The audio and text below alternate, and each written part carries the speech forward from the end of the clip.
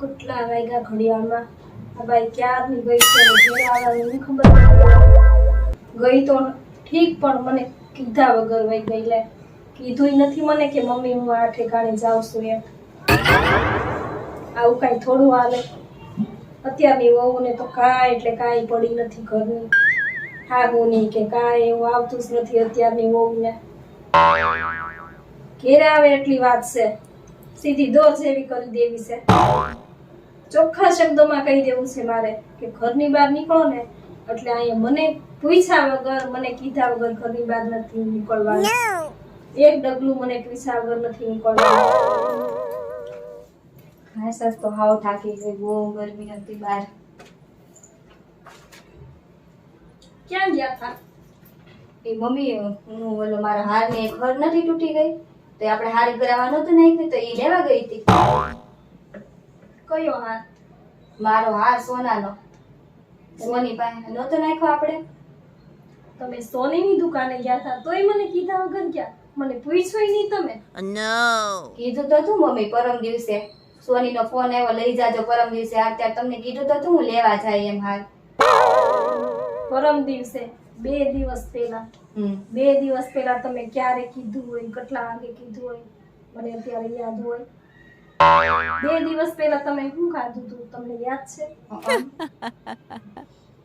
શું ખાધું હતું બોલો? અડદની દાળ ને રોટલા. નો 100 વાતની એક વાત, મને પૂછ્યા વગર, મને કીધા વગર ઘરની બહાર નથી નીકળવાનું. સારું, ગમે ઈ કરો મને પૂછીને કરવાનું. એક ડગલું આગળ વધો ને તોય મને કહેવાનું મમ્મી ફલાણું કરું, મમ્મી આમ કરું. સમજ્યા?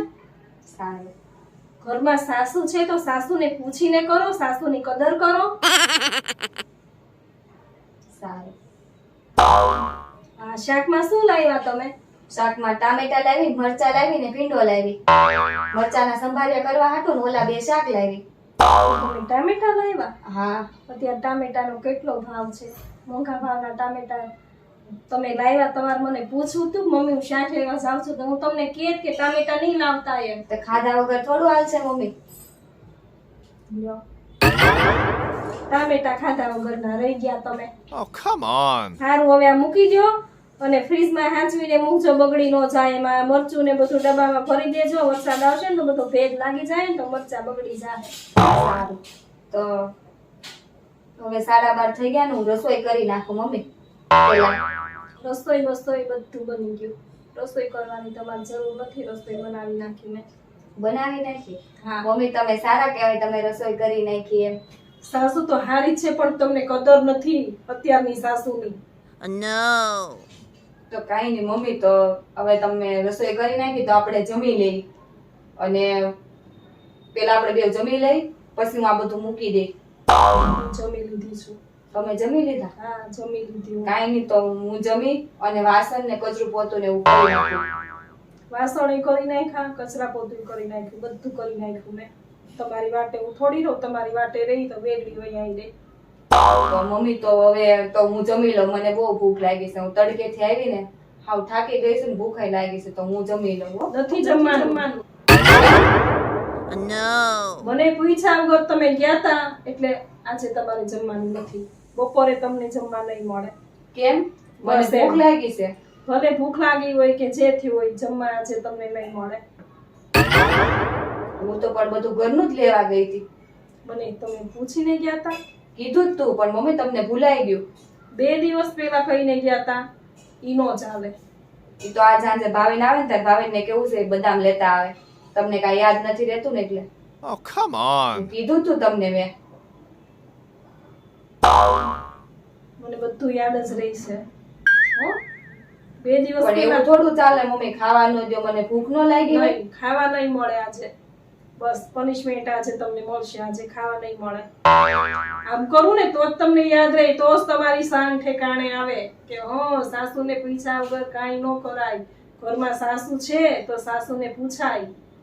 કાંઈ પણ કામ કરો સાસુને પૂછીને કરવાનું, ઈ તમને મગજમાં યાદ રહે. બરાબર? સારું, કાંઈ નહીં તો હું આ બધું મૂકી દઉં. અને પછી વ્યવસ્થિત ભૂલી જાઓ. મૂકી દેજો. ટામેટા હરખા મૂકજો ફ્રીજમાં. કોઈ વસ્તુ દબાઈ નહીં, ટામેટાની ઉપર વસ્તુ નહીં મૂકતા કાંઈ. સારું.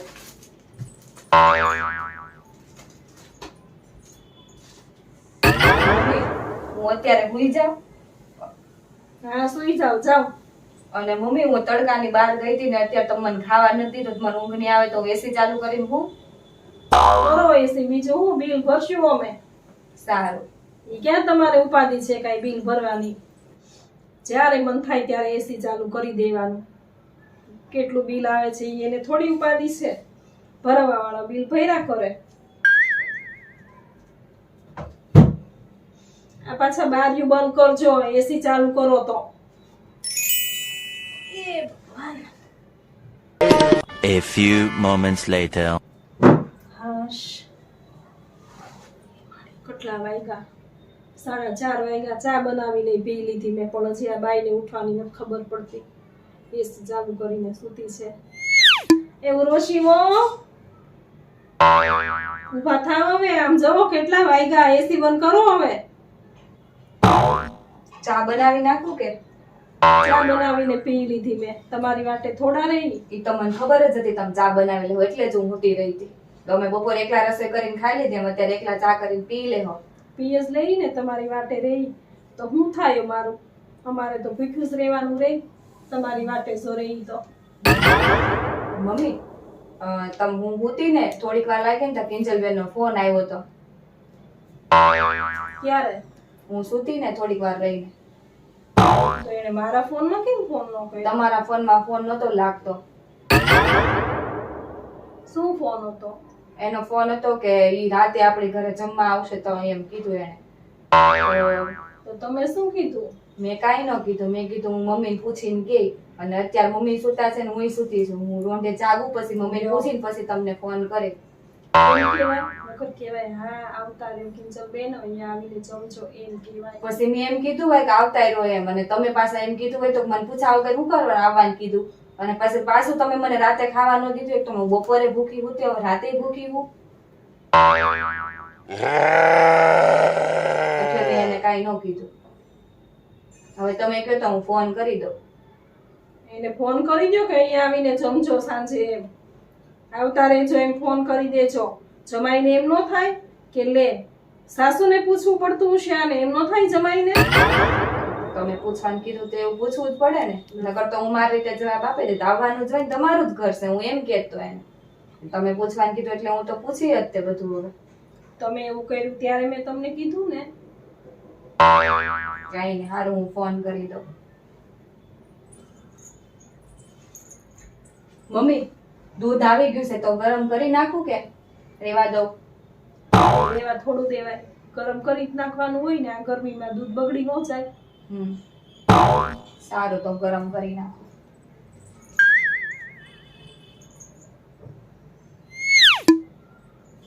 પેલો ફોન લેતા આવજો.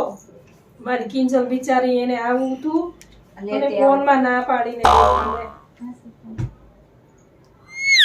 કોઈ નો દે કે આ બેન વહી આવજો તમે એમ. જો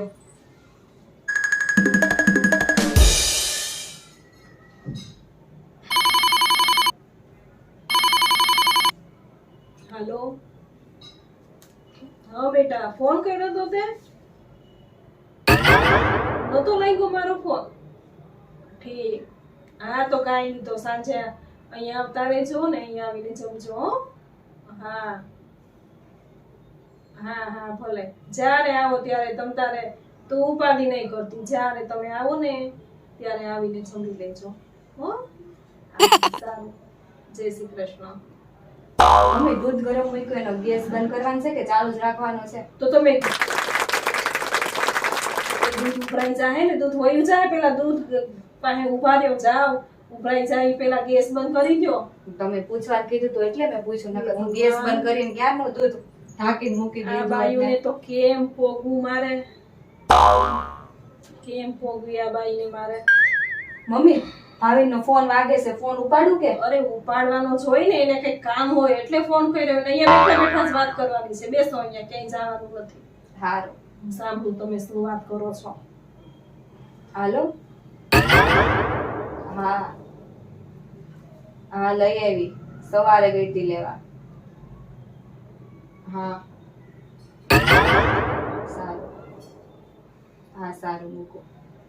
શું ફોન હતો ભાભીનો? પેલું ઓલું લેવા જવાનું હતું ને હાર સવારે સોની પાસેથી, તો લઈ આવી કે નહીં એમ ફોન આવ્યો હતો. તો હાંજે કિંજલબેન ને આવે છે તો હું રસોઈ બનાવવાની છે. જે